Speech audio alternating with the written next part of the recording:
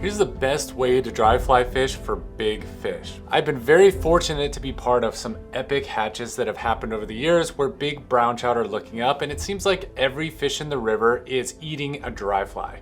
I've learned the best way to dry fly fish actually has several steps. The first step is to be ready for the hatch before it starts. If it's a tailwater river that you're fishing, you should know exactly when that hatch starts and stops. If it's your first day fishing, you may be a little bit surprised and been caught off guard, but on day 2 or 3, you should have that hatch nailed down so you know exactly when the fish start to move around pre-hatch and when it is the strongest. Usually these hatches are gonna last 2 to 3 hours in length. And I always tend to have an extra rod, one a nymph rod and one a dry fly rod. Usually the dry fly rod sits on the bank 90% of the day, but when I know that hatch is in full swing, I will bring out the dry fly rod and I will start to fish and I will start to catch way more fish. And let's be honest, it's way more fun to catch fish on dry flies than it is on nymphs. So I'm very excited when I got the very limited opportunity to use it. Another thing to note is that you don't really need to worry about those fish refusing your fly. There is so much food that is constantly run down the river that these fish can get uber picky. And when I say uber picky, watch this video of this trout. It is very, very selective. And you can see my fly line go over it several times. And there is probably 99 refusals for every one hookup that I get with these. And there's probably 99 times that I don't hook the fish and 1 time that I actually do. Now it is really important too to also note that the fish aren't very skittish. You can actually get pretty close to them in proximity. They're not gonna be that spooked unless you're moving very, very fast or tromping around the water or splashing a lot. The fish don't really seem to care if you're close to them because they're, again, so focused on those mayflies. Now this is a PMD hatch, which is a pale morning dun hatch. And that means that these flies are like a size 16, size 18. And it's important to note that the color isn't gonna be exactly perfect. You could have a brown color, a pale dun color, a white color. These ones are actually kind of pale yellow in comparison to other PMDs, which are a little bit darker in their body. But honestly, the fish don't really seem to care about the color as much as they do the size. The size has to be absolutely dialed. If it's like an 18 or a 20, you'll see that they'll prefer the smaller one over the bigger one almost every single time. If you're not sure if it's between an 18 or 20, let's say the PMDs are like a size 19, which is not an actual size, but it's a split between the two, go with the smaller size. A lot of times people don't realize that you can just cast over these fish's head with your line. They're not generally gonna be spooked about the line. I used to think that line is gonna go right over their head and they're gonna be spooked and they're gonna move out.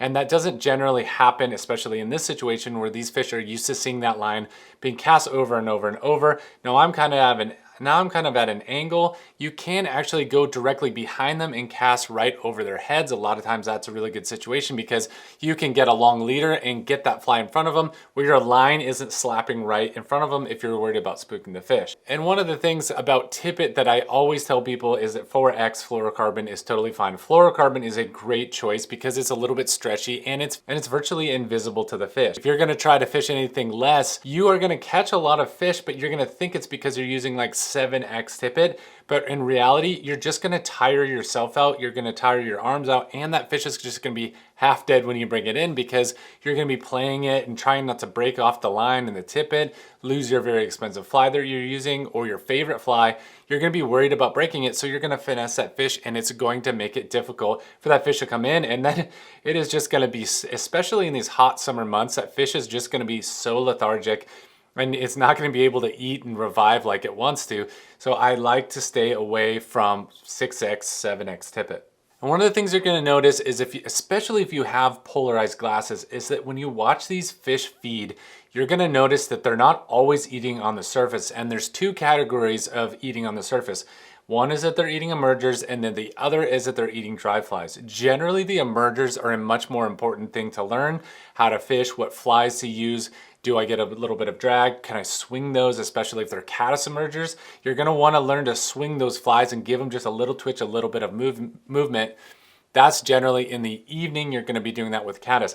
But these are mayflies, which are PMDs, and the emerger is basically where the fish comes up right below the surface and they're just eating food. They're going left and right, up and down, but they're not breaking their nose on the surface of the water. When you see its fin come out, the fin on the back of it and the fin towards the tail, or actually its tail come out of the water. Generally, that means they're not eating dry flies, they're eating emergers. And it's important to understand that because when you're fishing dry flies, a lot of times they're fishing on emergers for a very long time and they're fishing on dry flies for a very short time, and then they're gonna go back to emergers, back to nymphs, and then eventually in the evening, they're gonna go towards spinners, and that's another video for another day. But it's important to learn which is which so that you're not getting confused on why you're getting so many refusals. If they're feeding on emergers, they're gonna be right below the surface. Now, it's really easy to know if they're breaking the surface, they're gonna leave a little ring, but if you see their tail, it's generally emergers. If you see their nose come out of the water, they are generally eating dry flies, and that is the funnest time, is when they're actually on the dry fly. Now, sometimes also what I'll do is I'll take a dry fly and I'll actually take an emerger and I'll put it up 1.5 feet above that with no weight. Sometimes you can use a little bead so it actually sinks below the water if those fish are being super picky. But generally I like 2 floating flies, 1 emerger and 1 PMD dry fly hatch. And 1 PMD dry fly Comparadun. I love that pattern. Everybody has their own favorite pattern, but a Comparadun with about a foot distance and having an emerger on there actually fishes 2 stages of that hatch so that you can target these picky fish. If you can see them, you can just sit there and cast and cast and cast. Sometimes you can actually put a nymph in front of them because those fish are hovering like this. They're going up and down. They're just trying to catch every little nymph, every little emerger that is in the water. And if you can fish nymphs, that's great. A lot of times they'll eat those during a dry fly hatch, and people don't realize that. They think I only have to fish dries because there's a dry fly hatch. That's all I have for dry fly fishing. This was a really cool video because I was able to capture some really cool slow motion footage of these big brown trout sipping dry flies, which is bar none my favorite time to year. This is about June time. And in this river, there used to be a really big hatch. That hatch has actually kind of died down a lot. Another good hatch is the blue wing olive hatch. That is a more consistent one. That's actually a longer period of time. Sometimes that's in the fall, most of the time it's in the spring. May is a really good time to fish blue wing olives. Blue wing olives are a little bit more difficult because they're smaller. So you have to have a little bit more perfect cast, and you're fishing like size 20 and 22 Comparaduns, which to be honest are very, very, very small, and those fish can be extremely picky when the hatch is going on.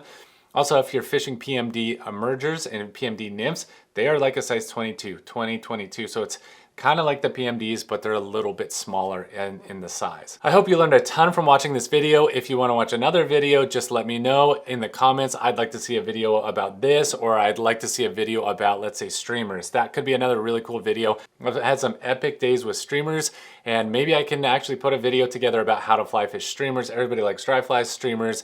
Nymphs aren't nearly as exciting, but nymphs are the best way, in my opinion, to actually catch a number of fish, and a lot of the big fish that aren't going to come up as long or as frequent as some of these smaller fish. That's all I got for today. Thanks for watching.